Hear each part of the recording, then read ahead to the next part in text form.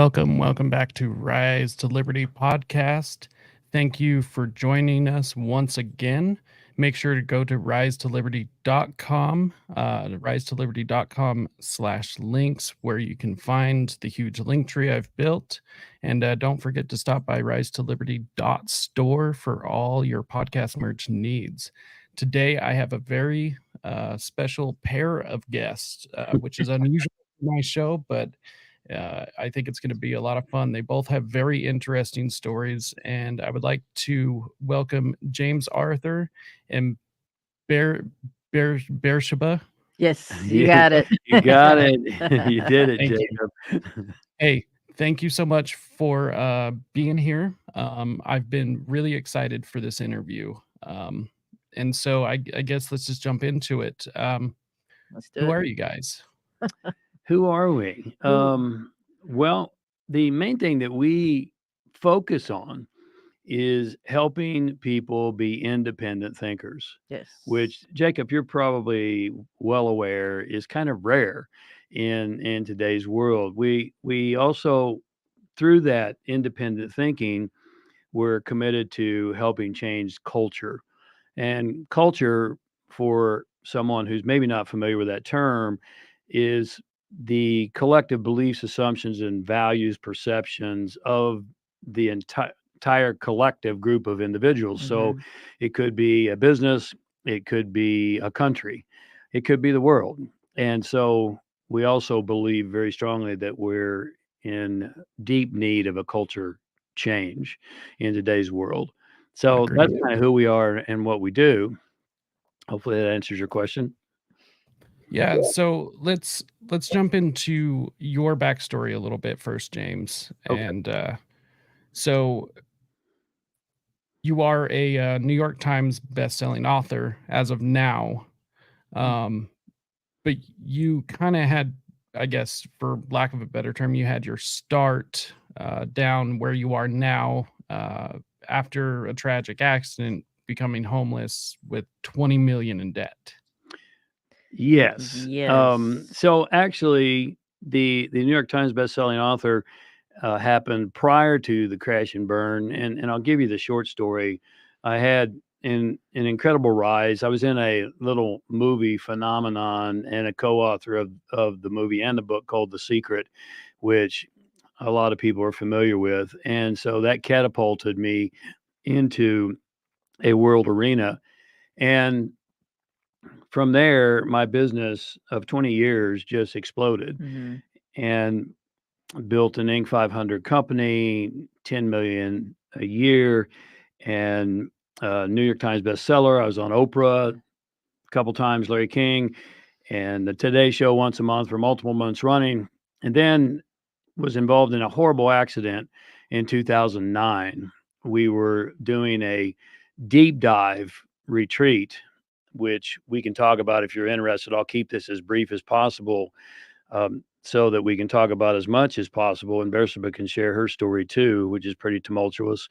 But nonetheless, at the end of the day, we did a sweat lodge after 5 days of deep dive into our own psychology, unresolved emotional issues, those kinds of things which drive behavior. And 3 people died in the sweat lodge. And it was a tragic accident. It broke my heart. It was shocking because we'd done the experience 5 years prior and nothing like that had ever happened before. And unfortunately, and maybe not surprisingly, given what we're viewing in our world today, the state came after me for a crime. And anyone with a brain, Jacob, knew it was a tragic accident. It was horrible. It broke my heart. And yet they charged me, the state of Arizona charged me with manslaughter, which is intentional harm. And the moment that happened, everything I had built fell apart like broken glass. You know, the media who once loved me now crucified me. And I lost my life savings. I lost my Inc. 500 company. I lost my reputation. You know, I lost my self-confidence, quite frankly, because the media, if the viewer remembers that time in 2009, 10, the media hammered me hard. it was a great sensational story and a Yeah. great setup to do what they do, and they do their job well. And so, long story short, I lost everything external in addition to three people that I really loved and cared about. And I ended up going through a 4-month trial and was acquitted of manslaughter, fortunately, because the jury couldn't find one shred of evidence of intentional harm because it wasn't there. There was no intentional harm. It was an accident. In fact, the medical records uh, proved that it was pesticides, the presenting problems, toxins, the presenting problems of the people into the emergency room was foaming at the mouth and dilated pupils. But the state's whole case was heat. Even though no one was in there and there was no thermometer, they were making claims that I had raised the Yeah. heat to 230 degrees, and it was all just grandstanding, quite frankly. And so I was acquitted of manslaughter, and yet there was a lesser inclusive. If you know the legal system, the charge was bumped up on intentionally because there was a second attempt to get me, which was negligence, and that's what they got me on. And so they wanted 30 years. I wouldn't be here with you today if they had gotten what they wanted. I ended up going to prison for 2 years, and here we pick up kind of where you mentioned 10 years ago. I was in horrible physical condition. I was standing in the desert alone. I didn't know my lovely wife at that moment yet. I was homeless, literally homeless just 10 years ago, which obviously I'm not any longer. I'm not alone any longer.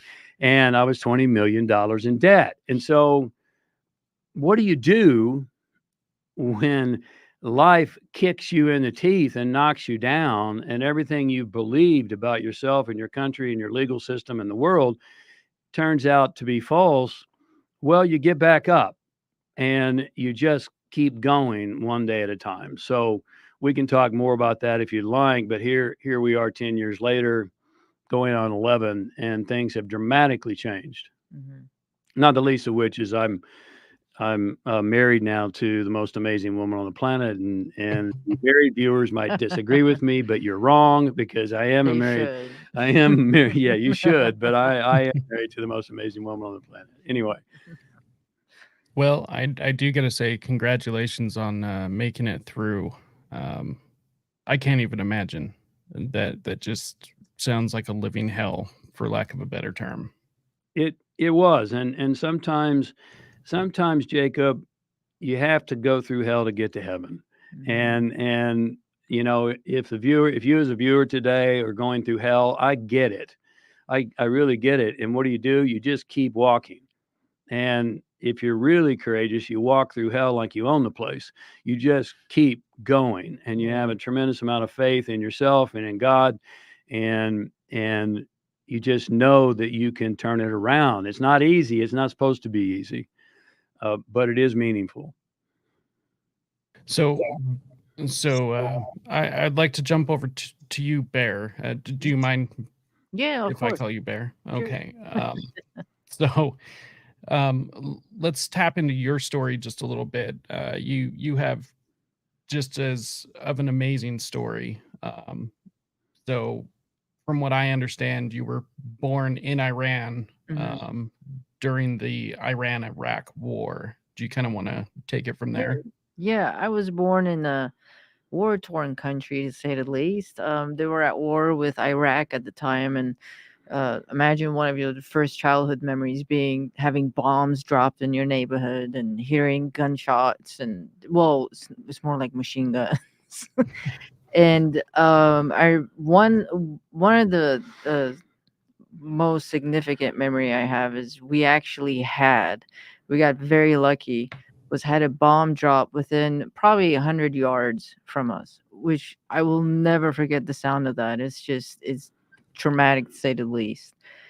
From there, because the war that was going on, it was, of course, it's political, and they turned it into religious, and it wasn't, but that's what they used.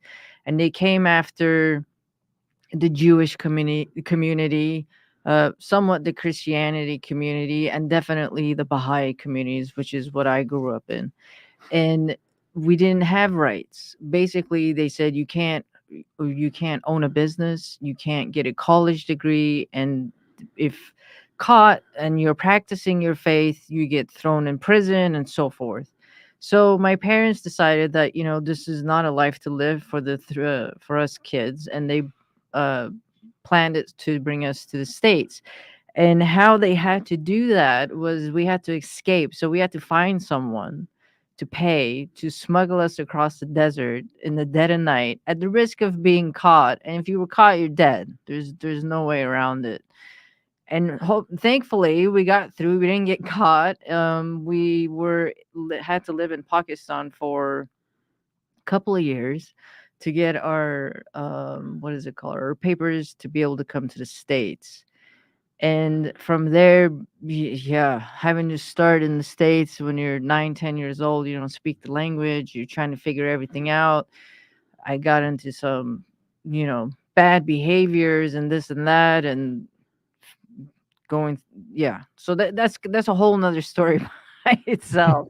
But that's kind of what equipped me to be able to, when I first met him, he came out of prison. He's just gotten out of prison, and I went to work for him. That's how we started our relationship. Was I worked for him first, and had I not have the background that I have, given what we've gone through together to be able to rebuild the business and um, face it, the haters community on the net, and the way that media sensationalize about who he Yeah. is, and it's not fun. And it hasn't been, but we've made it, so take that, haters. Yeah. So, and let me just go on record, Jacob, and say she worked for me for the first 3 years. Now we're a married couple, and I work for her. And if you're a married man, you know exactly what I'm talking about. Yes. So Yep. that's how it works out.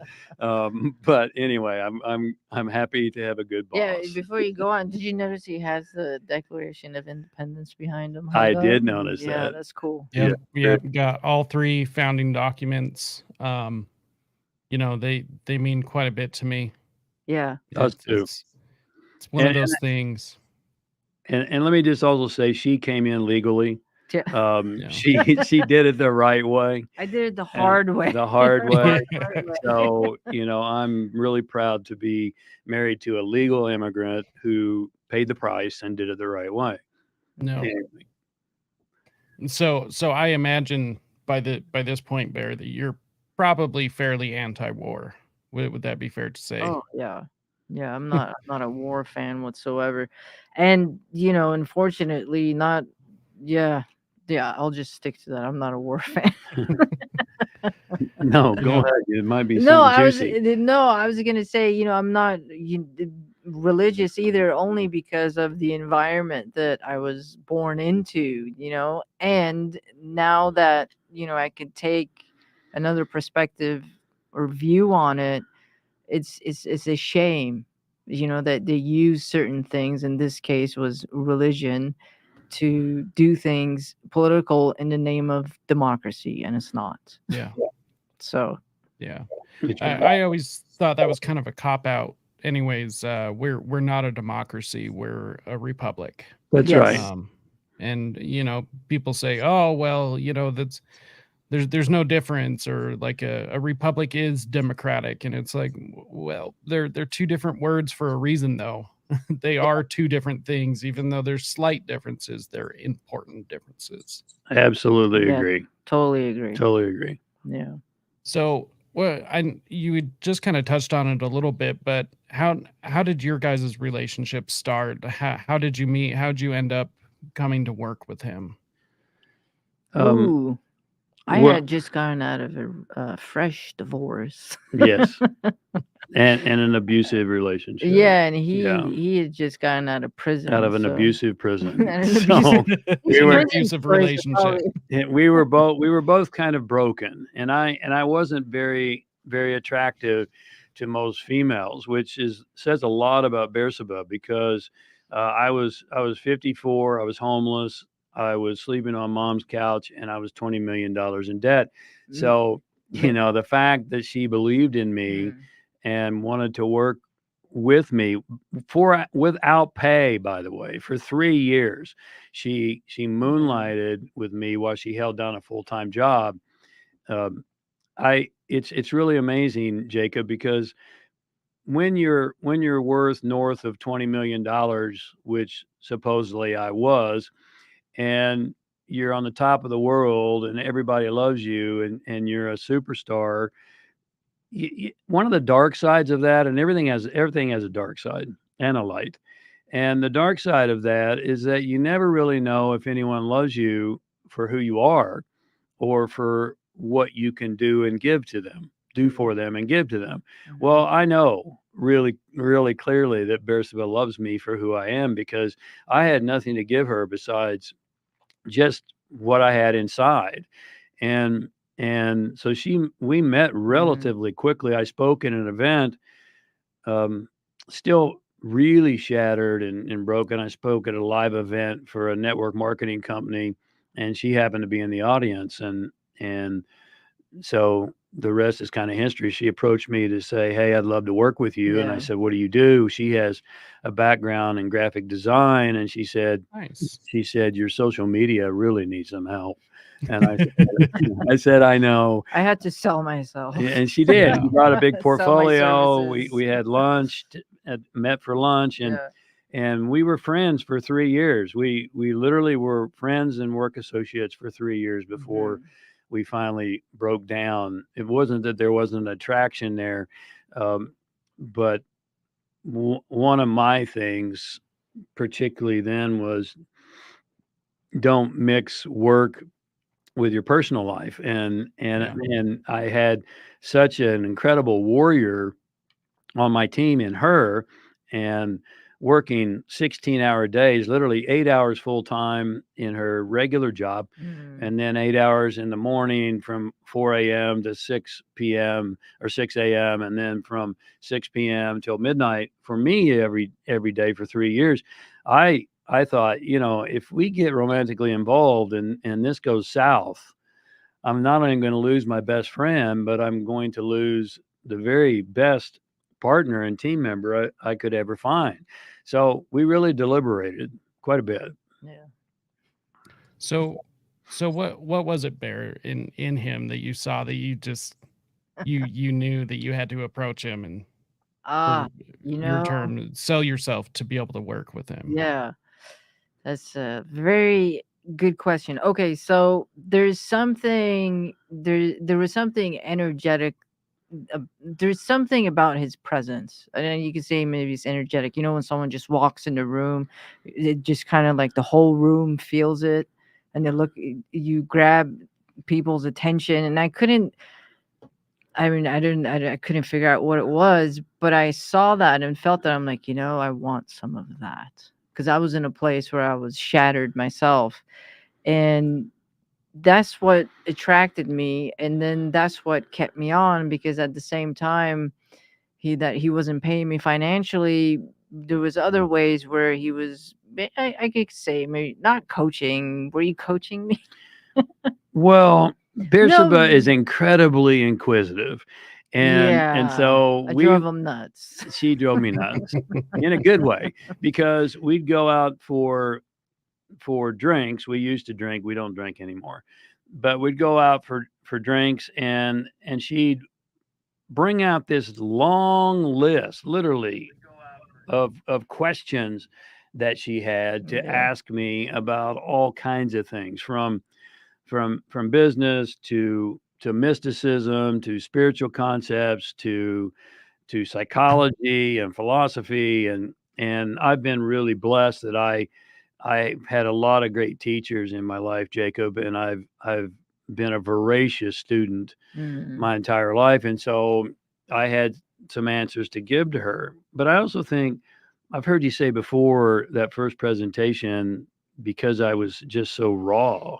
Oh, well, yeah, Yeah. that's the second part. Is that okay? So let's go into the personal development industry. I've never been a fan and I've never been a consumer of the industry. And he's actually my first that I've gotten involved with in at all.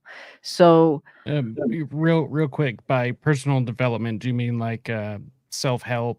yes, yeah. Okay. So self-help, I don't want to name some of the names because I don't want to. Self-improvement. Yeah, Yeah. self-help, Yeah. self-improvement. There's a lot of gurus and a lot of Right. people That's right. trying to sell you a lot of worthless stuff in that industry. Yes. And yeah. Exactly. So there you go. You know what I'm talking about. Yeah. Yeah.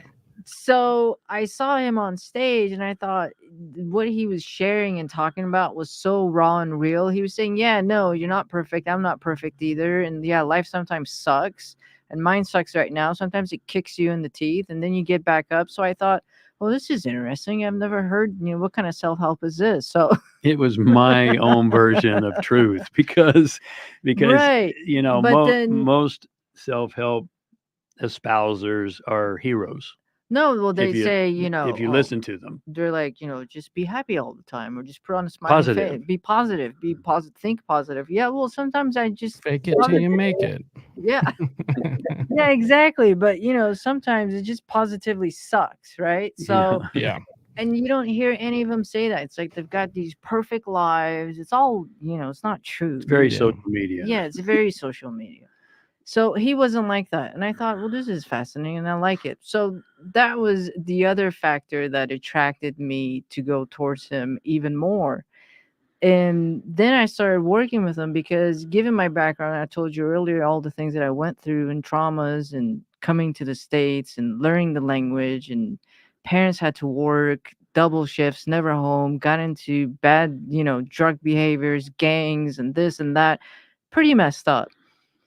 Going through a divorce, I had a lot of things that I wanted to work through and get through. I mean, I was a smoker for 24 years. And I've done all kinds of drugs and drinking and this and that. And I wanted to clean up and I wanted to really live to be able to potentially experience a life of reaching some kind of health, some kind of normalcy, if there is such a thing. Yeah. And he was able to help me do that. And I never thought that, as being an ex-smoker, that I would ever be able to experience a life not ever wanting or craving that again, because it's for someone who does that, they know what I'm talking about. It's you almost wish to God that you never started in the first place. Yeah. Yeah. I would have to agree. One thing I kind of want to touch on. Mhm. You said you guys like to. I could be paraphrasing, but influence culture and address cultural issues. Um, what do you believe to be the nature of marriage these days? Because it seems like, especially with you guys working together, you have a pretty strong relationship, I would imagine. It couldn't be a weak or bad relationship if you spend all that time together. Mhm. Um, of course, I have my personal opinion about marriage these days. But where do you think marriage is at, specifically here in the United States? Ooh. Well, man, you just opened a big can of worms that we um, first of all, we firmly believe, and I will say this has not always been the case for me. I was a confirmed bachelor supposedly, and I was, my family had heard it over and over, and I was the guy who said, you know, love resides in the heart. Who needs to sign a piece of paper and go through a legal ceremony when when they when they have the love in their heart? I don't have to commit to anybody. I'm committed inside. And I really bought into that whole line and sinker. And I totally disagree with that now. I'm so contrary to that now. I think in answer to your question, our marriage, if you're getting married, you have a 50% chance, according to research, that you're going to get divorced. And if you're getting a second marriage, which both of us are in this marriage and the final marriage, guaranteed, is that you have a higher likelihood of divorce in a second marriage. So it's not like we're learning culturally. it's we're just continuing to do the same things that we've always done. Here's what I think the fundamental problem is that we are a secular society that has totally gotten away from the sacred. And let me tell you what that means. There's a, if I can use a metaphor, there's this vertical relationship with a creator. Both of us happen to believe in God. And by the way, there's a lot more intelligent arguments for a God than there are against a God.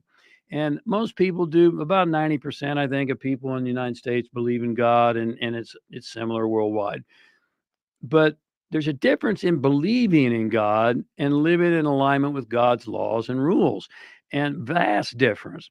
And so if we have this horizontal relationship with God, then there's this vertical relationship with God, then there's a horizontal relationship in the secular world. And what's happened, going all the way back, probably, Jacob, to the late 60s, early 70s, has been the disintegration and the degradation of the family unit.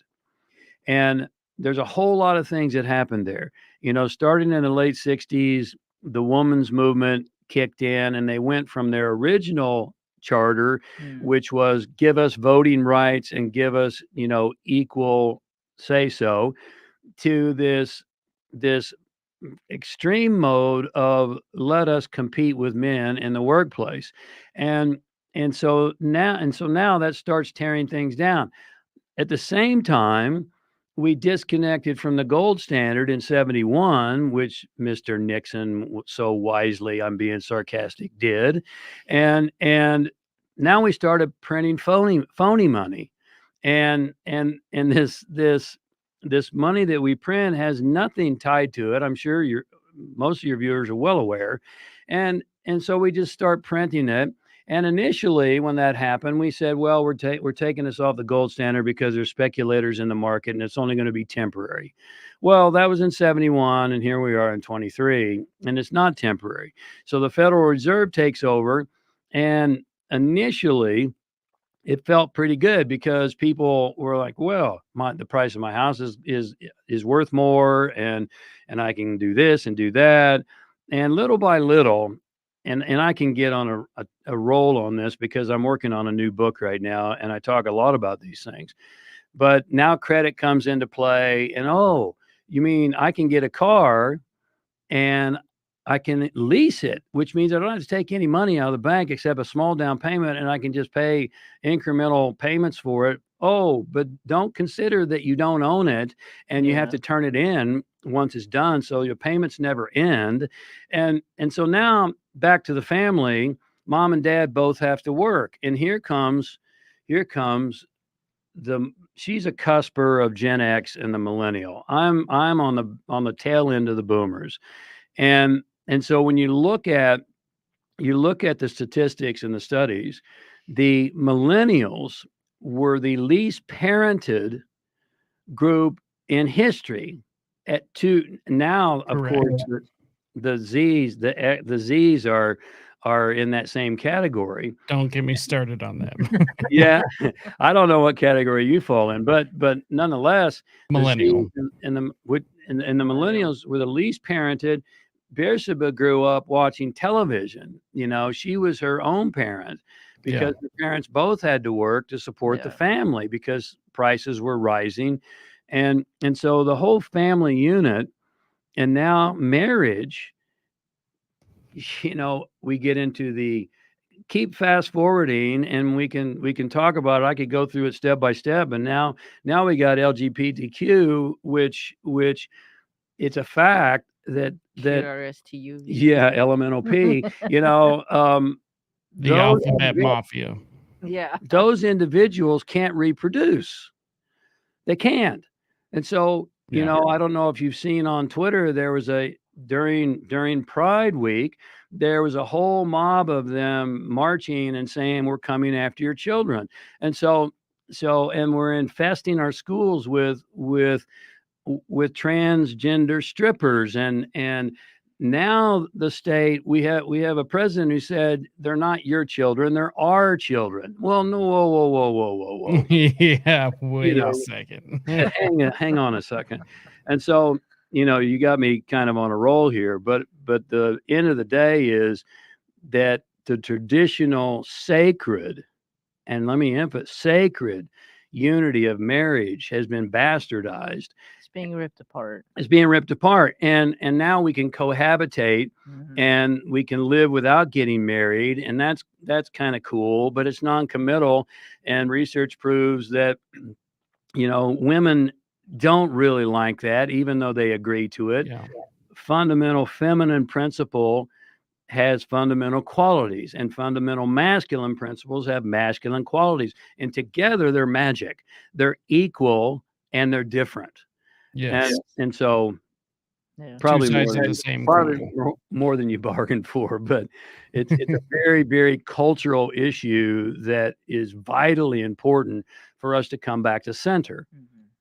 Yeah. So I've always said that this whole treat men and women equally is absolutely absurd. Of course, under the law, everyone, regardless of who or what you are, should be treated equally under the law.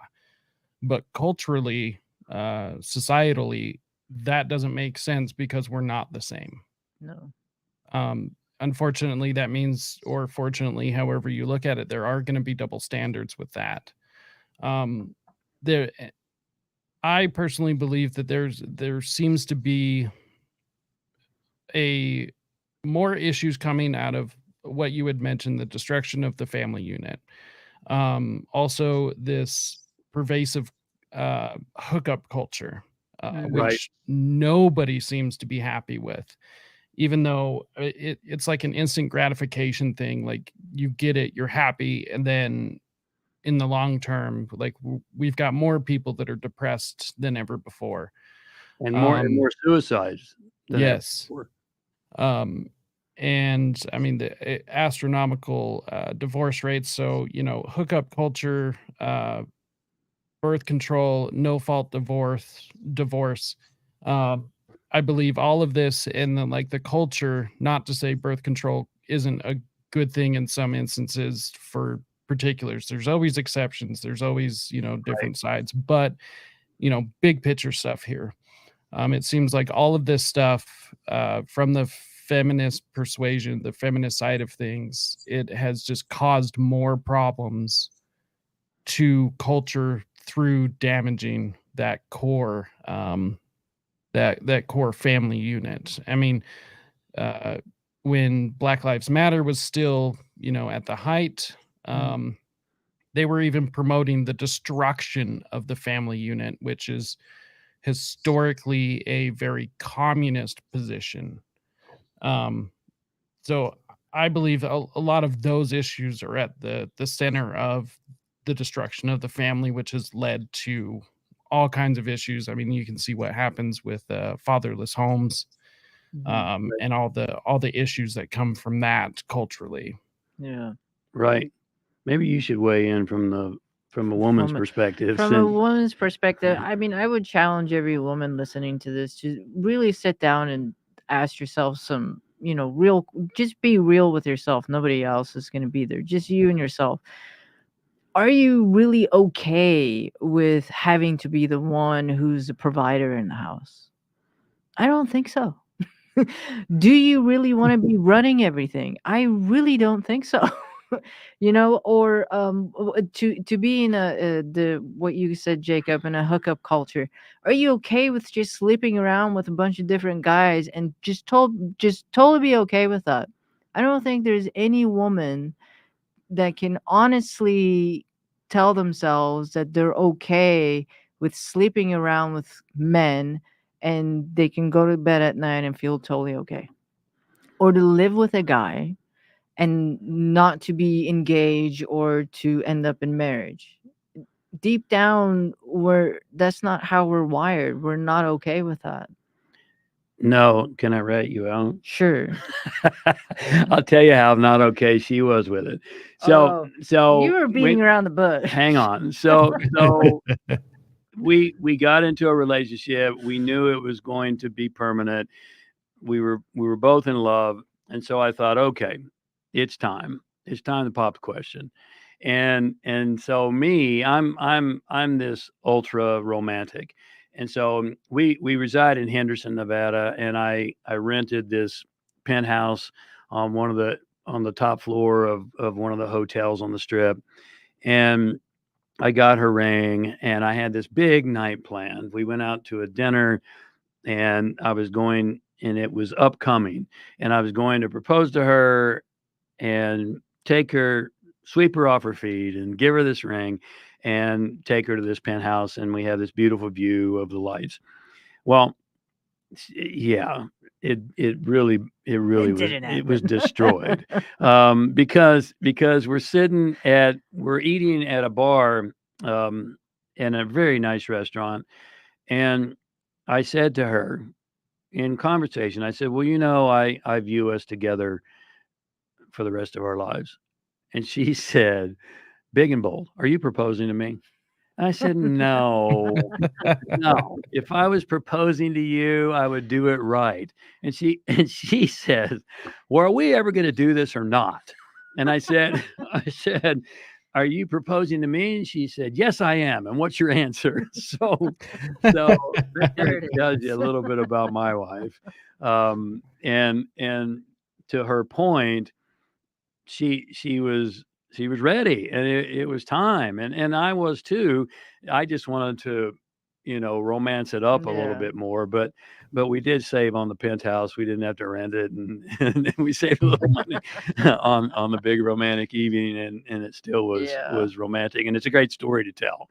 um, but I think, going back to the family unit, if you trace back history, Jacob, the uh, upbringing of children was not the school system. It was the parents, it was God and God's laws and sacred principles, and it was maybe then the church. And then there was the school and some other things which Mm. which came after. And I, again, being on the tail end of the millennial, or the baby boomer group, in my time, our parents, it was common, and then it was called the conversation about the birds and the bees, which was the conversation about sex. It was, I knew it was coming, and at some point in time, it was time, and Dad set me down, and he talked me through specifically, where do babies come from and how are they created. And I think it's beautiful. That's how it should be. It's My dad did that for me, and I don't think it's the right place for a school teacher who, Or a movie. or a movie, or a some of the books that are being propagated, who have a secondary agenda to be training our children Mhm. on something that important. That's so So, true. again, the culture shift, I believe we have to return to where we began and remember for the first time. Not to go back technologically, but look, we've made leaps and bounds in technology, Mhm. and we've made leaps and bounds spiritually, but in the wrong direction. So it seems as though maybe you agree with this, maybe you don't. It seems like a lot of this is happening intentionally. It seems as though there are key figures who have an interest in society being like this. I'm not sure if you're familiar with Yuri Bezmenov. He was a KGB defector, and he came over to Canada, I believe, in the mid '80s, and he talked about Oh it yeah. was ideological subversion, Mhm. and that's how the Soviets planned on taking over the United States, is because they realized they couldn't come from the outside and put outward pressure on the United States, so they had to go inside to be Mhm. able to basically rot everything out from the inside out. And one of the steps of this ideological subversion was demoralization. is it takes about 10 to 15 years to demoralize a society. I think we've had about double that. Yeah. And he was speaking about this in the 80s. We're now 2023.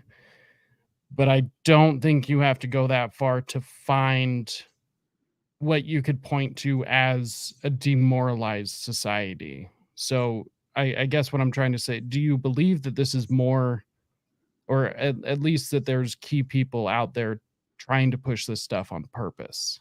You take that one. Well, Given where you've come from, you have some experience with that. yeah. Given where I come from, the government is always against you. So, Same here.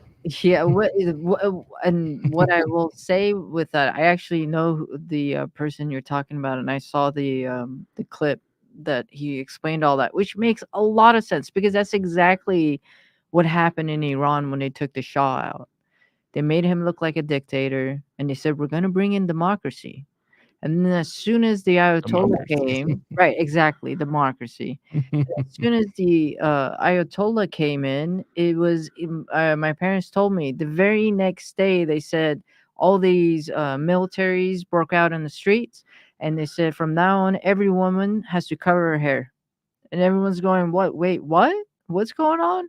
So, and here I don't think we have to go outside of the U.S. to think that they're trying to break the US apart. I think there are people in the government right now that are actually doing this to break apart the land that they live in, which is really sad because the United States is it's where everyone wants to come to. It's where everyone like me and my family that look, the American dream that we want to go to because we know what the opposite of freedom and liberty is.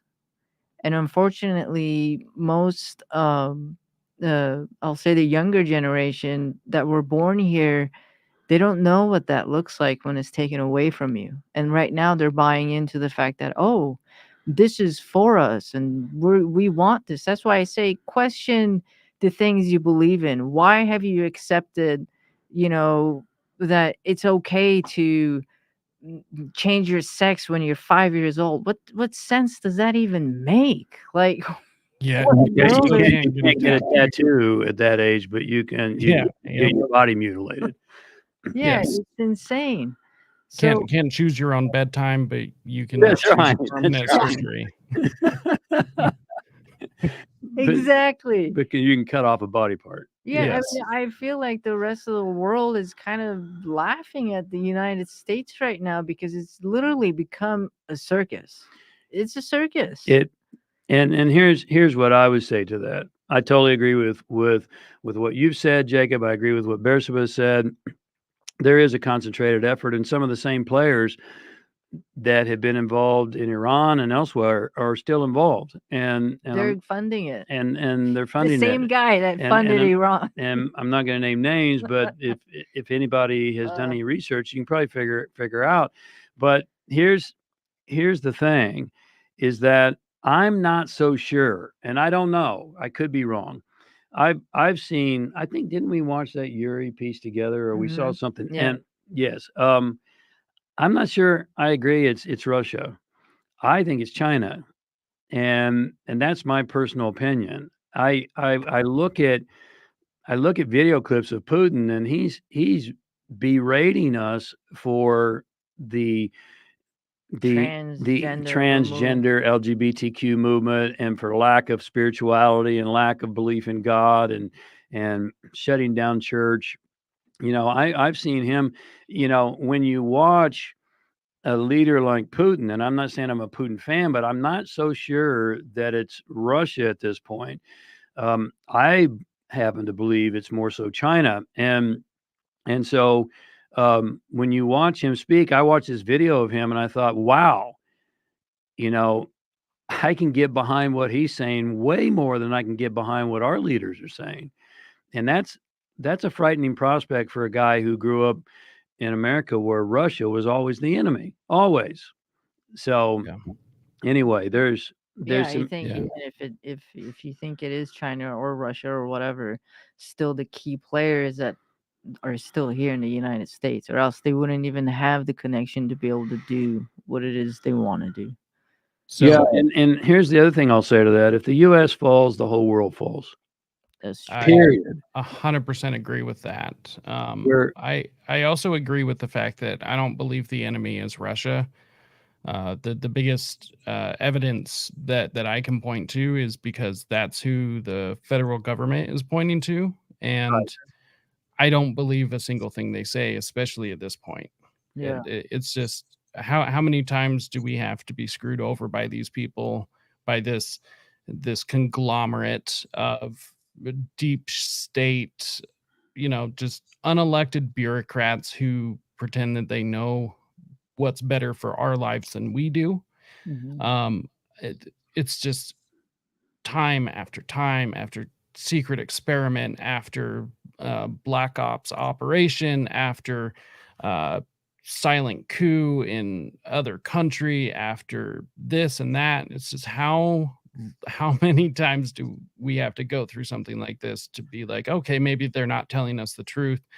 And I can't believe that this is the one time that they are telling us the truth. So I agree. I don't believe Russia to be the enemy. I don't believe that they are, a great ally or anything, but we definitely shouldn't be testing the water with them. We could not be best friends and still be amicable. We could not destroy the world. I do believe that China does have hostilities towards anyone who's not Chinese. Hmm. Yes, and we're very heinously pushing Putin in Ukraine, and it's we've sent I don't know how many billions of dollars over there. I lost track. It's so many zeros, and it's crazy. It's crazy. We really from a national standpoint really don't have a dog in that fight, Yeah. unless there's some underlying themes. Now in Taiwan, that's a whole different matter because of where our troops are and the treaties that we have. But what's going on in Ukraine is just we're just constantly poking at Putin, and they're constantly asking for more money and getting it Yeah. while we're overrun with looting in LA and New York, and the borders are wide open and people are pouring in, and Maui almost burnt to the ground, and on and on and on. But here's the good news, and this could all feel so bleak. You said, what does it take? Maybe my words, not yours, to wake up. Well, it takes a nightmare. If you've ever had a nightmare and it feels real and you're sweating and it's so frightening that you bolt up in bed. Well, now you're awake and you breathe deeply and you go, "Oh, it's really great." But what we tend to forget is that it was the nightmare that woke us up.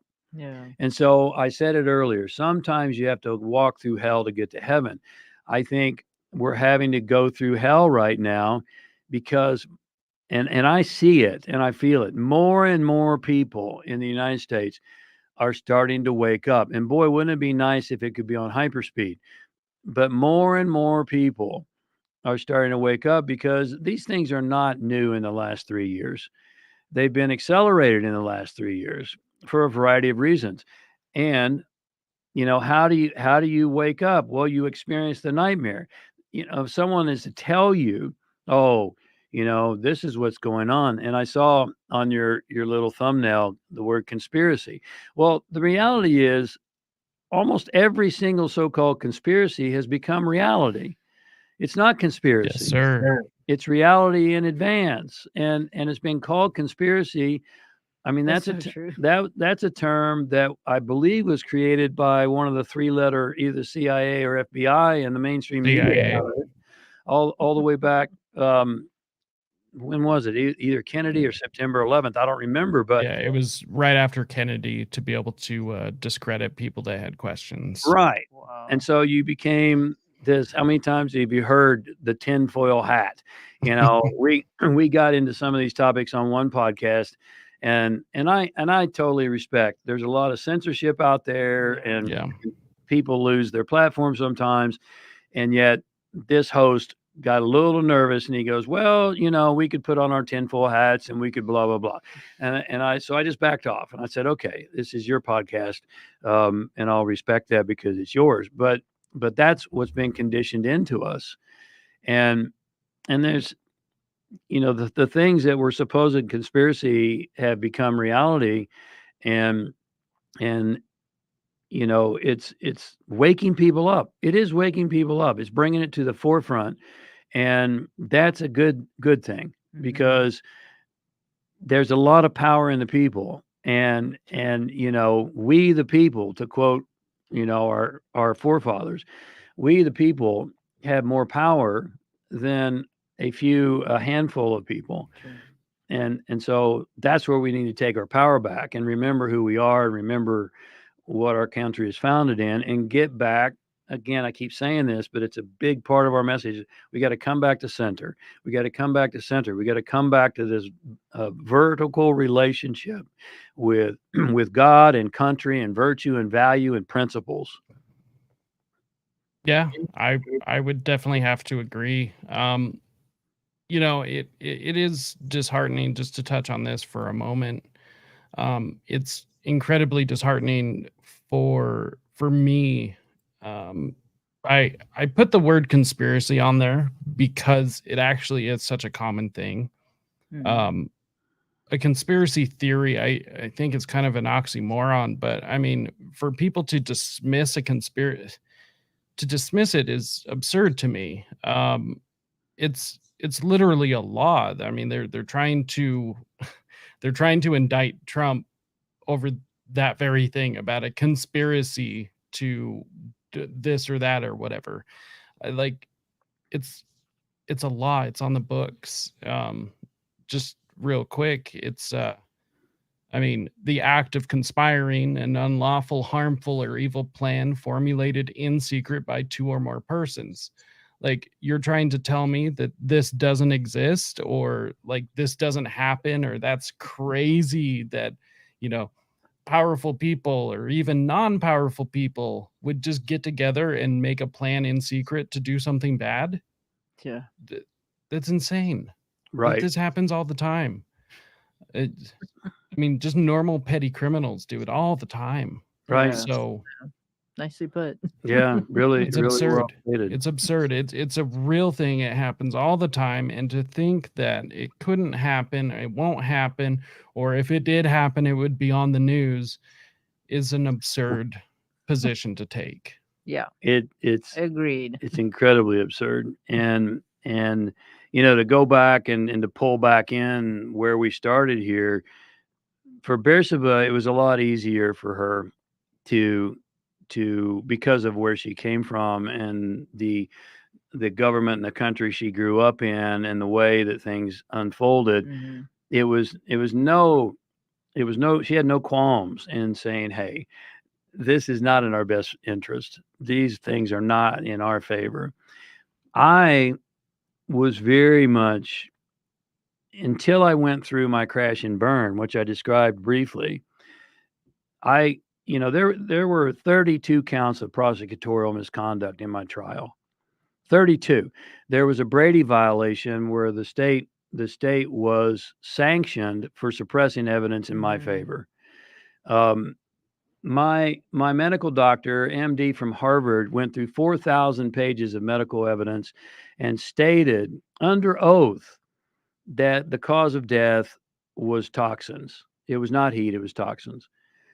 So, you know, I sat there and thought, reasonable doubt. Here we are, you know, here we go. I mean, one case of prosecutorial misconduct is grounds for dismissal. There was no dismissal. There's no mistrial. One Brady violation and the state having to pay a fine is grounds for dismissal, mistrial. There's no mistrial. And so it really shook me awake to realize that we do not live in the country that I was sold. It breaks my heart, but we don't. It's our system is not about justice and the quote search for truth. It's about political power grab and greed. And that's what's going on. It's very obvious Yeah. with 4 indictments to a political opponent. I mean, you mentioned Trump. The It's the very top political opponent. yes. Yes, it's very obvious what's going on. That doesn't happen in the Pleasantville. Remember that movie? Everything was perfect. The Pleasantville model of the United States of America. That doesn't happen. Everything is according to the Constitution and the Bill of Rights and all the laws. Well, yeah, it's becoming very self-evident to a lot of people now. And it's easier for Beersheba and I to understand it because of what we've went through. And so, as a viewer, if you're faced with tremendous difficulty right now, your scars are a symbol of your strength. The difficulties and the challenges you go through wake you up, and they strengthen you and toughen you, and they bring you back to say, hey, here's who I am and here's what's important to me. And so at the end of the day, while I don't like what's going on in our world or our country any more than anyone else right now, I also believe that God has a plan, and I'm not optimistic and I'm not pessimistic. I'm right in center. I'm an activist and I'm a realist, and I say, hey, can we turn this around? Yes, and we're going to have to get off of our rear ends, and we're going to have to speak up, and we're going to have to stand up. And of course, you know, um, Elon Musk buying Twitter was a big pivotal point in allowing a lot more free speech and a lot more of the truth to come out. And yet, if you look at other platforms, they're starting to lock down harder, which that's how it works. But things are moving, and more people on both sides of the aisle, if you will, are starting to say, "Wait a minute, this is kind of crazy." Yeah. So one thing, because culture is kind of your guys' thing, I wanted to ask your opinion, what you think about this position. I've long held this. It seems as though I really hate the terms left and right, but for sake of simplicity, the left, which seems to be culturally and politically dominant right now, are still trying to act as though they are the counterculture because they were for so long. My position is that you can't be the popular culture and the counterculture at the same time. You can be one or the other. Talk about an oxymoron. Yeah, yeah. It's you can't be the system and the resistance. It's like maybe at one point you were singing, the protest songs at Woodstock, but now you're the man, Yeah. like, and you can't resist yourself, although, try as they might. Yes. You wanna speak to that? I'll let you go. I like to stay informed with politics, and as far as taking a side, well, I'm not. I will say I don't agree with the left, and there are things that the way conservative rights I may not completely agree 100%, only because it depends. There's exceptions. There's exceptions. Yes. So, with that being said, again, given my background, I think both sides are corrupt to some extent. So. I'm a Middle Eastern. We think Yeah. everybody's corrupt. And you're probably right. See, politically speaking, I don't believe it to be a two-party system. I believe it to be a one-party system. It's a uniparty, Yeah, and I agree with that. Sure. There's exceptions. Every Yeah. rule has exceptions. But Small handful of people here and there, but that's right. Yeah. It's the radical left and the radical right, which we don't prescribe to. yeah. It, Ruin the, ruin the parties too. yeah, to be, one of the greatest qualities that we all have to develop in today's world is what's called AQ, adaptability intelligence. And there's a mounds of research, Jacob, that proves that AQ is far more, and EQ, emotional intelligence as well, are far more predictive of life and business success than IQ ever will be. And so if you're locked in on the left, no matter what, there are some people that it doesn't matter that the economy was better when Trump was in office. It doesn't matter that Yeah. that unemployment was much lower. It doesn't matter that gas prices were down in the mid twos. No, I am not gonna, go that way. And then there's people on the right. It doesn't matter about anything contrary to them either. They're not gonna budge. Well, there's no adaptability there. Yeah. We have to be fluid. And so that's that's the problem in today's world is that I've said before, and maybe you've heard it said, that if JFK was alive today, he'd be considered a Republican. Even Bill Clinton would be. Yeah. Yeah, that's saying a lot. Isn't But it though?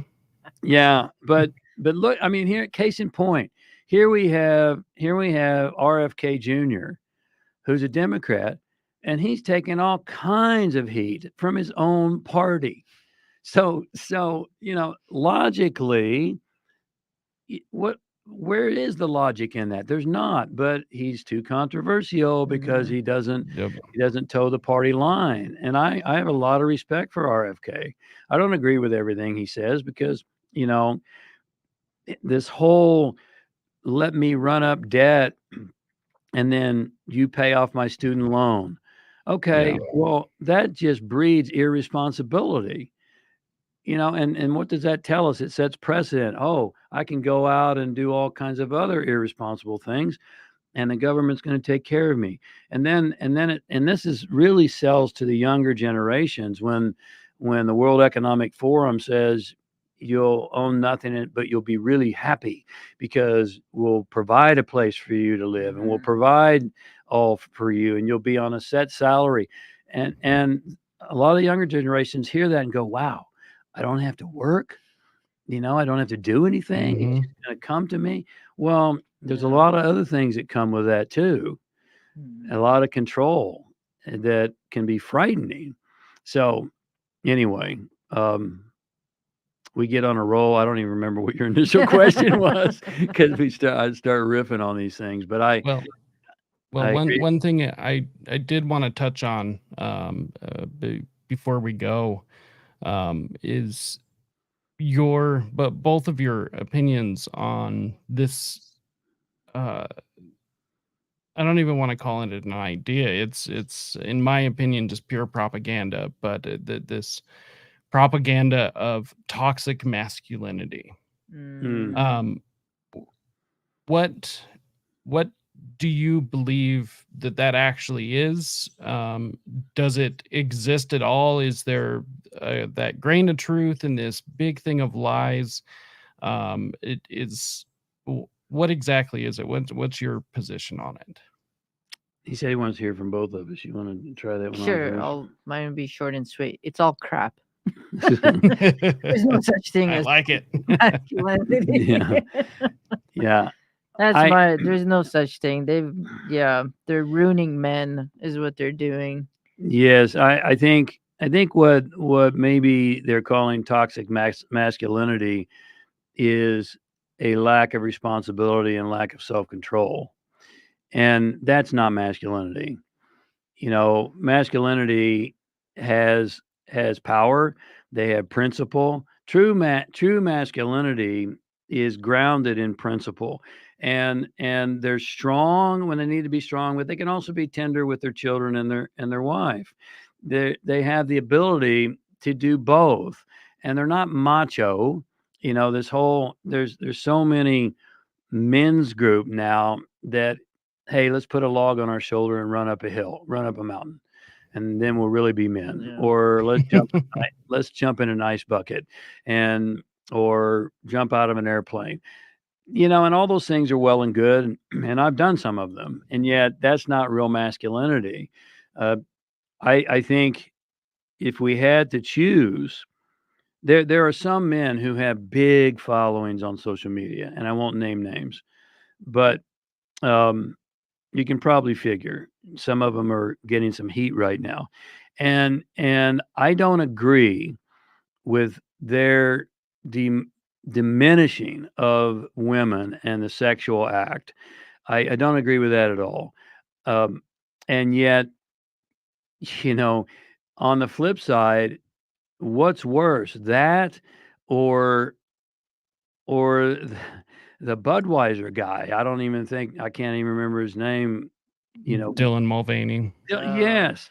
I mean, what's worse? Would you rather have this macho, smoke a cigar kind of, tough guy, Machismo. machismo, Yeah, yes, or a Dylan Mulvaney? Well, boy, that's a toss-up. Are you serious? I think we'd have to go with the macho.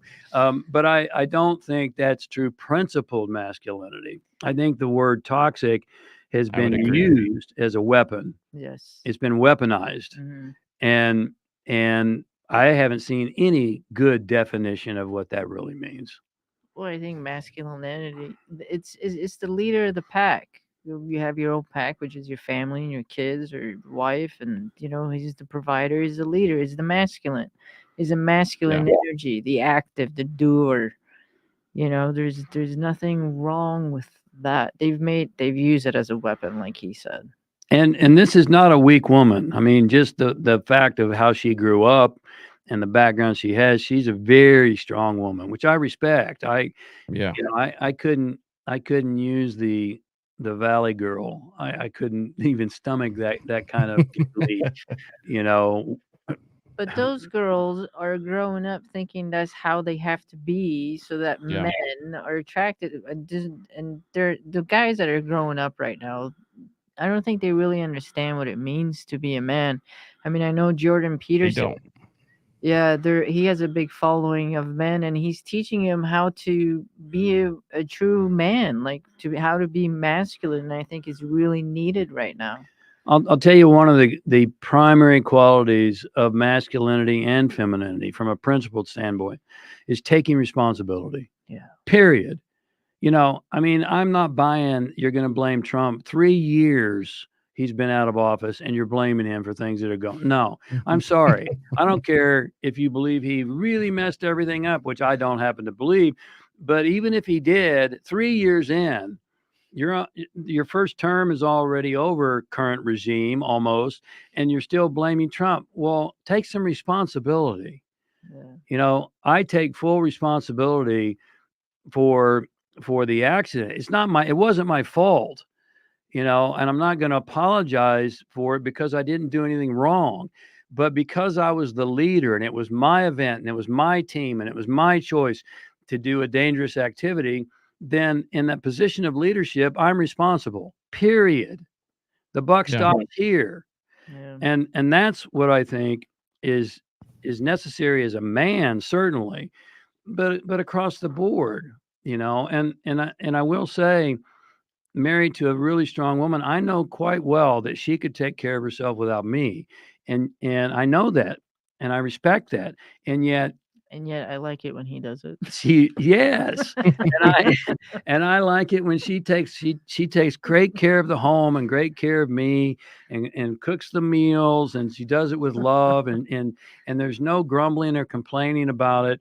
It's just we have our roles, and we both fulfill them, Yeah. and it's a great synthesis and a great partnership. I would have to say that there is nothing more unattractive than a female in a masculine role and a male in a female role.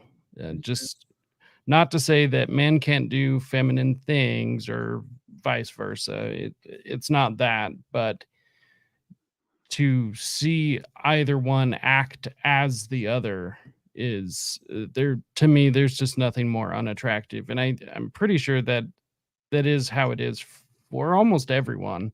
Yeah. um i I believe there's an issue right now with liberal women trying to find masculine men who are also liberal, and they can't find them. Yeah, It's that's an like, oxymoron too. well, yeah, you're gonna get the nice guys who are also male feminist, who are actually not good guys. They're weak, morally and ethically.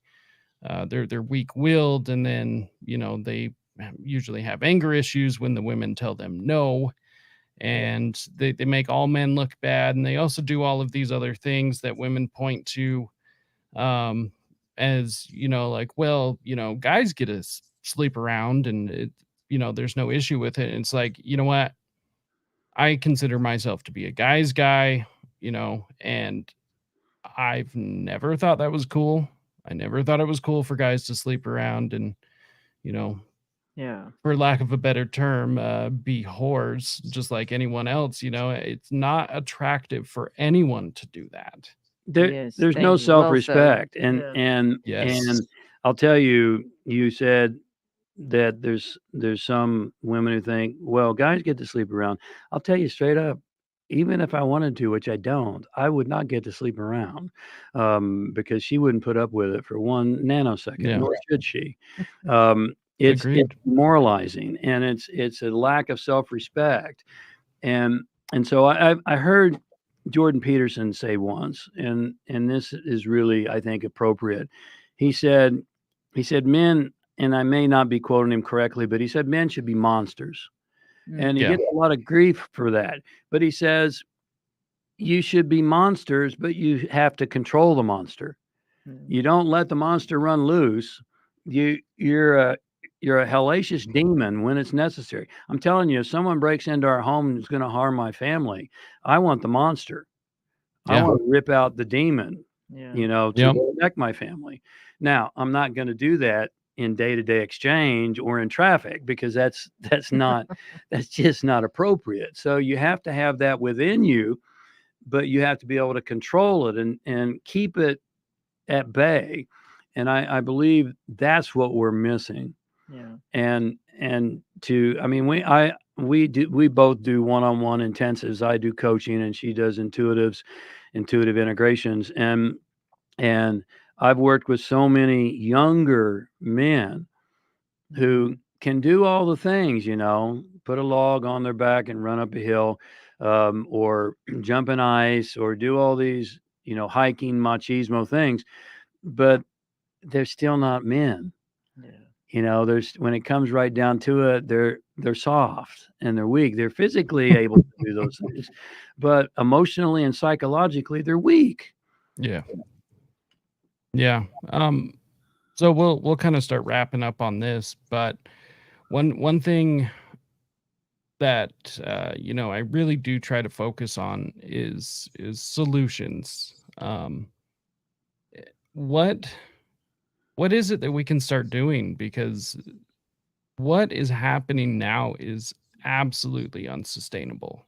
This this cannot keep going on. Something's got to break. I I'm not even sure what could break first, but something's got to change. So what are things? Obviously, this all starts with the individual first, and it Right. all starts with the individual homes, the individual families and stuff. But what can we do? What can the person listening to this do today or starting tomorrow? What can they do? Well, I think the internal always drives the external. I don't think that. I know that. The internal world always drives the external. So the first thing you can do, and this is a major portion of the work that we do, is work on your unresolved emotional issues. You mentioned there's a lot of guys who have anger issues and they lose it. And that's true because they've not healed and integrated all these issues from childhood that made them angry. They didn't have the resources to do that when they were younger, and so they've suppressed it, but it's still there, and it comes out in those moments of weakness.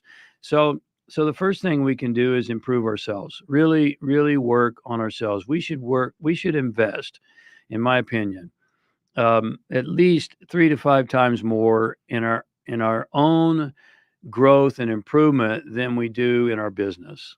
And I'm not saying don't invest in your business. I'm saying your business is a reflection of you. Your relationship is a reflection of you. And so if you become a better you, then everything outside of that, your finances, your relationship, your mentality, your emotions, your health, your fitness, all those things are going to follow, because the internal drives the external. Secondly, I think a very simple practice for the family, and Bearsma and I are religious about this, is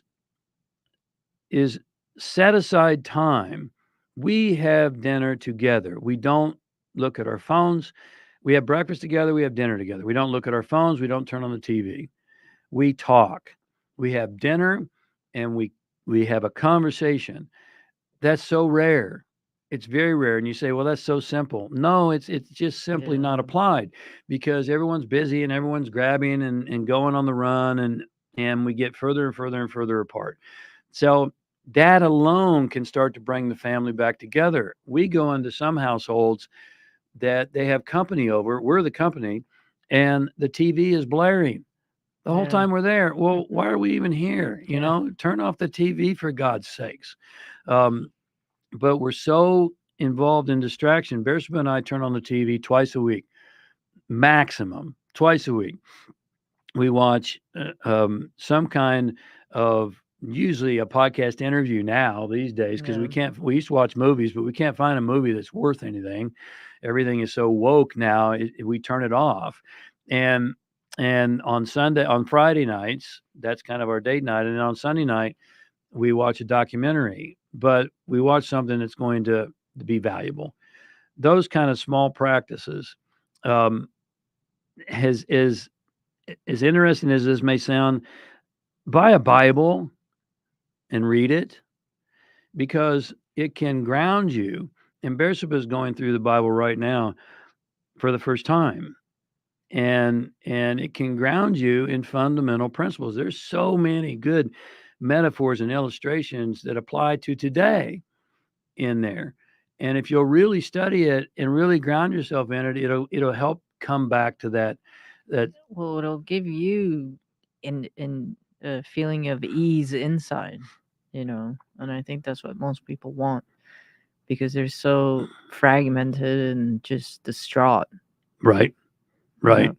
So could probably give some more, but those, if you just did those 3 things, eat healthfully, to the degree, Don't buy into this vegetarian crap either. No, I mean, Eat meat. the fact is, here's the most recent research: more people die of obesity than die of starvation. That's a fact. Yeah. McDonald's is going to kill you before a virus does. Yes. So Shouldn't be eating that chemical anyways. no, I mean, their salt has 3 ingredients. Salt has 3 Wow. ingredients. Like, Well, there you go. There you go. yeah. Holy moly. So there's a whole lot of other things that we could talk about, time permitting, but those things will really make a big difference for you. True. If you can clean up your body toxicity, you'll clean up your mentality and your emotional. Better, yeah. You'll think better. You'll think more clearly, and you'll be able to make better decisions. So real quick, and we'll keep this one a little bit shorter, but James, specifically, what would you tell a young man to do from the men's perspective? Go to the gym. Based. Literally, yeah. Go to the gym. Work out hard. I've been doing that for over 40 years, and I still squat. I deadlift. I work out hard, and I have since my 20s. And Bearsma too. We go together, and it's part of a family outing, three mornings a week. And when you do that, you'll start to feel better. You'll get stronger physically. You'll get stronger mentally. You'll think better. You'll think more clearly, and you'll be able to make better decisions. So which God knows we need Yes. in today's world. If you have weak men, you have no defenses. And and Bear, what would you tell specifically to young women? To young women. Oy, that's complicated, Jacob. Because women are complicated. To Yes, young they You women, are. you said it, not me. I know. Oh, and I second the motion. Oh, it's true though. They know it. I would say, it's okay that you feel all jumbled up inside. It's okay that you're super confused. It's okay that you feel like you're depressed one day and happy the next, and because this is all part of being woman, and because we feel things on so many different levels, which goes beyond what just the eyes can see. That's why we feel more jumbled up inside. And I would say start listening, going to your, what we you say, gut feeling. I say it's your intuition. Start listening to yourself and know that it's all going to come together for you, and don't try to be a man when you're not. You don't have to do that. You don't have to compete with them. Stay in your own and be happy with your body and how you look. And don't compare yourself to others. Don't do that. Excuse me, don't do that. And whatever you do, don't cut off your body parts because you're confused. Yes. You know, Yes. I mean, everyone You're a goes. lower guy. Yeah. Yeah, Yes. everyone goes through that stage. Yeah, as everyone part of growing goes. up. Yes, everyone goes through a stage Yeah. of being confused about, gender and sex and all that stuff. And just give it time, and everything will make sense to you at some point in You life. couldn't pay me to be a teenager again. To Yeah, go through Yeah, all of that, right? you couldn't pay me enough. Exactly. yeah, It was not fun. I don't want to do it again. yeah, Well, yeah. hey guys, I think we're gonna wrap up here. Okay. This was an absolute pleasure, and I would definitely like to get you guys back on for a part 2 in the near future. For sure. There's so much more that we could tap into and get, really into the weeds, and so I definitely think we need a part 2. Um, so this was great. Thank you so much for being here, and it was a true pleasure. Go ahead and let people know where they can find you, what you have coming up, what you would recommend them to ingest first. Sure. You can find us at jamesray.com.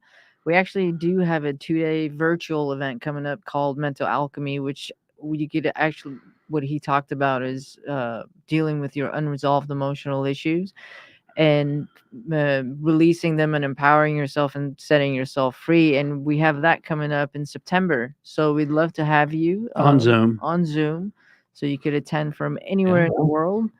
And thank you for having us, Jacob. It was a pleasure. We really enjoyed it. Yeah, this was fun, and we'd be happy to come back, Jacob. Yeah. That's the dates on Mental Alchemy, September 16 16, and 17, and you can find out about that on jamesray.com. Yeah. Yeah, Jacob, keep doing great work, and thank you for allowing us to hang out with you today Yeah. and talk about these important things in our world.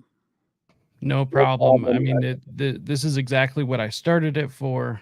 I believe these are really important things, and you know what really made me start this is I started seeing the attack on free speech, and it was just so blatant and it was so cruel, um, that I said no. I'm one person, and especially within the liberty based podcasters, there's tons of us. The market is oversaturated, but honestly I want it that way. I want us to dogpile with conversations because they can't censor all of us, Yeah. and so True. we'll drown them with so much. And of course anything that should be put out there should be quality. However, at this point, just put it out there. It Yeah. doesn't matter if it's TikTok, Instagram, YouTube, Rumble, wherever, just put it out. Just have these conversations out. Thank you so much for joining me and my listeners and viewers. This was absolutely amazing. Thank you, all the viewers and listeners, for joining us once again here on Rise to Liberty. make sure to go to risetoliberty.com, risetoliberty.com/links for the link tree. You can find your preferred platform. Go there, make sure and hit that like, share, subscribe. Due to our big tech overlords, everything is getting shadow banned, silence, and everything, especially the videos. We're still growing, but that's entirely up to you. So that's why it's so important. Plus, it's free. However, you can go to risetoliberty.store to go pick up some merch. We have some cool things coming up. The really, really big news. Just real quick, I was invited to go speak with some state legislatures here to be able to start talking to them about some of this technology stuff coming up. And it is going to be huge. It's going to be great. So there are big, awesome things coming down the pipeline. So make sure and stay tuned. Subscribe, share, like, leave a review, whatever you got to do, get the message out there, and hang out for a second, guys. We'll make sure and get this put out.